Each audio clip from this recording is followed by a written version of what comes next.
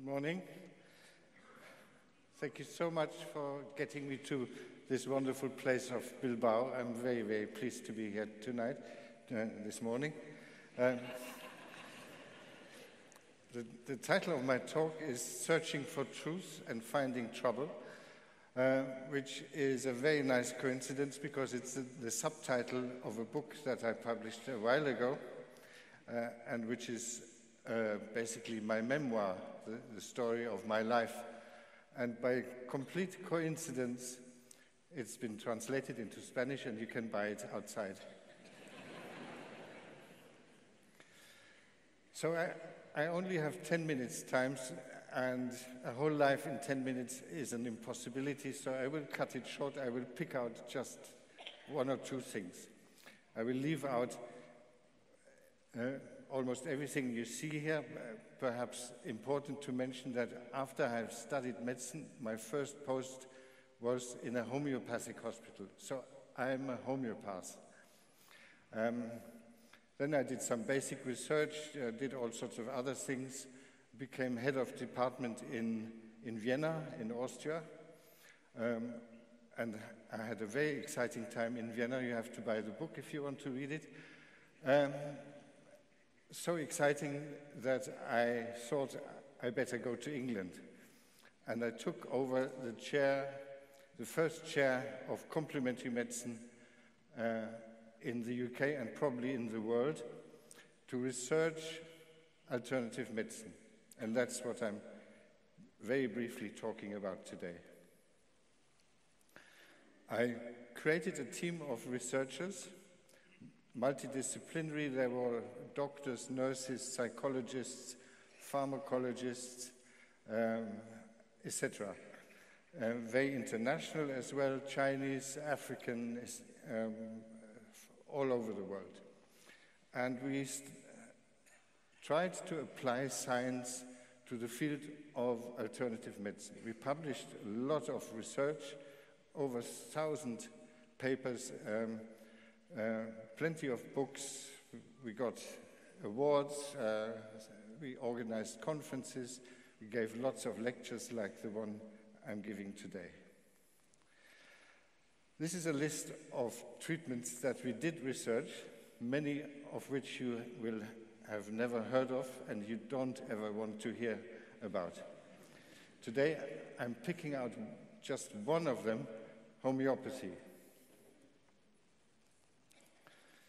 Homeopathy was created about 200 years ago in Germany by a chap, a physician called Samuel Hahnemann. And why did I research homeopathy in England? Because it has the support of the royal family, and in 1993, when I started, homeopathy was a big thing in the United Kingdom. There are lots of arguments in favor of homeopathy, and I have to stress again, I started this research as a homeopath. I was trained in homeopathy. I was trying to be a scientist, impartial and rigorous, but if anything, emotionally, I was slightly in favor of homeopathy.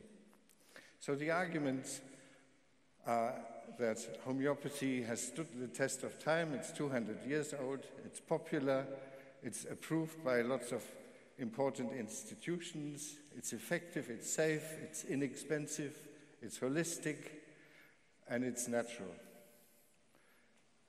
What do we think of these arguments? It stood the test of time is a fallacy. It is popular is also a classical fallacy. It's been approved by important institution, another fallacy. It's effective, not a fallacy, just false. It's safe, equally false. Inexpensive, misleading. Holistic, misleading. It's natural, misleading. People think that homeopathy is produced out of plants and other natural products.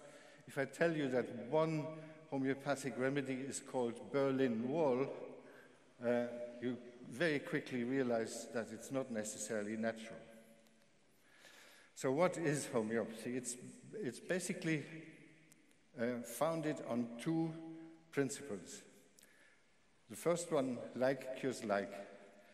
If I give you a substance that causes you a symptom, then as a homeopath, I would use that substance to cure the symptoms in a patient. It sounds very theoretical, but it's really very simple. You cut an onion because you make prepare some food, your eyes start watering. I, as a homeopath, would treat watery eyes, like in hay fever or common cold, with an onion. That's an actual example. It's not just a theoretical one. So homeopaths don't put onions into the eye. They dilute their remedies. This is the second principle, less is more. They dilute and dilute and dilute and dilute, and funnily enough, they think that by dilution it gets stronger, not weaker. They call this process potentiation. Already indicates that they believe the remedy is getting more powerful. The typical homeopathic remedy is a C30, which means it's 30 times diluted 1 to 100. That means in order to have a homeopathic remedy that has even the slightest chance of containing one single molecule of the onion or whatever, it has to have a diameter as large as the distance from the sun to the earth. So you can see why scientists find homeopathy very hard to swallow. So maybe it does work after all. Maybe we have not quite understood the laws of nature. Maybe there is another law of nature, because homeopaths say they transmit energy into the diluent when they dilute. So you need to test whether it works. The first test is depicted here, was already run in 1853. It was run by the Society of Truth-Loving Men in Nuremberg, Germany. It was a placebo-controlled, double-blind, randomized clinical trial, probably the first randomized clinical trial in the history of medicine. And the result showed that homeopathic remedies are indistinguishable from placebo. Meanwhile, we have about 500 clinical trials, some rigorous, some not so rigorous. This is one that we have published, and I'm showing you this because it also shows you that you can do randomized clinical trials on individualized treatment, where each patient gets a different remedy. The argument often is that by homeopaths is that homeopathy cannot be tested in randomized clinical trials. This is not true. And our conclusion was that there's no evidence that adjunctive homeopathic remedies are superior to placebos. Then, of course, you could say that I'm cherry picking, I'm just showing you the negative results. There are plenty of positive results as well. You need to always look at the totality of the reliable data, and this you do in what is called a systematic review. This is another publication by my team, a systematic review trying to investigate whether homeopathy works for eczema. And the result, the evidence from controlled clinical trials fails to show that homeopathy is efficacious treatment for eczema. So, a systematic review is fine, is usually solid evidence, but we have so many systematic reviews. Now we have about 50 different systematic reviews. Therefore, I once decided to do a systematic review of systematic reviews. And the result of that was that clinical evidence for homeopathy does not warrant positive recommendations for its use in clinical practice. Meanwhile, lots of international institutions have done very similar investigations and have come up with almost exactly that conclusion. So homeopathy does not work, or at least, to put it slightly differently, the best evidence fails to show that it does work. Publishing results like this in Britain, in medical journals, etc., got me a certain reputation. And one day I was very surprised to see that in the Times there was this wonderful picture of me calling me a quackbuster. That came to my surprise. I never understood myself as a quackbuster. I understood myself as a scientist testing homeopathy and many other things. I didn't start out as a quackbuster. I was in favor of homeopathy, but the results were negative. So, having the reputation of a quackbuster got me lots of enemies. Some of them were more influential than others. This was the most influential one, Prince Charles. He had his first private secretary write to my vice-chancellor at my university that I had committed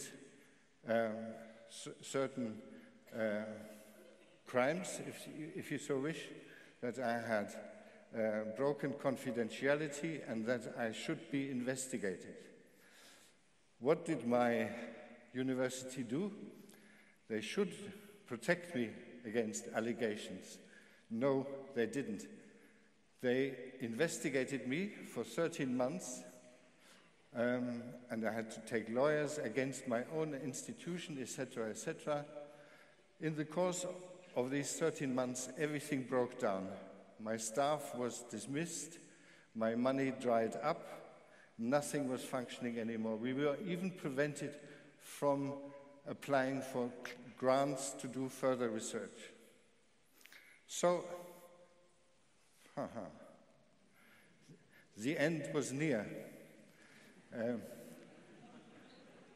I had to go into early retirement. That was about 5 years ago, and my department was closed down, which is a pity, but it's more than a pity. It's a great shame, because quite honestly, I still believe that we were the only department ever to look systematically at alternative medicine in a critical way. There are other departments, but they're much more promotional than critical. So, this is from the conclusion of my book, which is translated and which you can buy, and I read you the conclusion of my talk. When science is abused, hijacked, or distorted in order to serve political or ideological belief systems, ethical standards will inevitably slip. The resulting pseudoscience is a deceit perpetrated on the weak and vulnerable. We owe it to ourselves and to those who come after us to stand up for truth, no matter how much trouble it might bring. Thank you.